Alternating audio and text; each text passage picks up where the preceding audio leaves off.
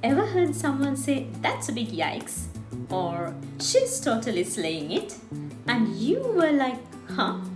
Well, stay right here. I am breaking down the English Gen Z and Gen Alpha actually speak, so you can understand it and use it like a pro. Hi, I'm Tef. I teach English worldwide. Today we are talking modern English. Not your textbook, not Shakespeare, just the stuff you hear on TikTok, Instagram, YouTube, and in high schools and universities every single day.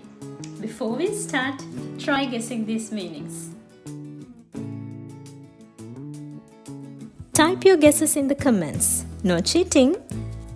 Number 1, slay.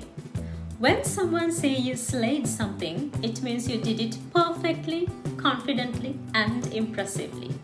An example, you slayed that presentation. Number 2, bet.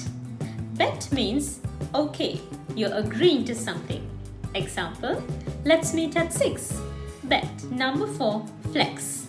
Flex means showing something off in a proud way. Example, he's flexing his new iPhone. Number 5, sus. Sus is short for suspicious. Example, why is he hiding? That's sus.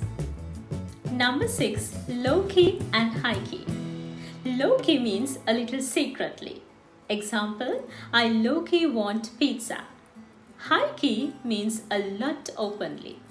I high-key love this song. Number 7, main character energy. This means acting like the hero of your own story. Example, she walked into the room with main character energy. Number 8, mood or big mood. This means I feel the same way. Example, I see why you're napping all day. Big mood. It's quiz time. I'll say a sentence, you guess the Gen Z term. Let's go.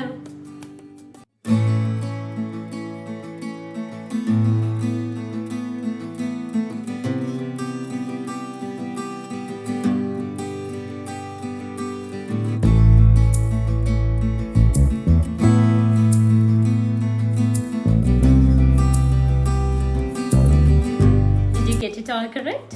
Type your score below. Today we learned 8 Gen Z and Gen Alpha terms. And don't forget, part 2 of this video is in the making. Let me know your favorite term in the comments.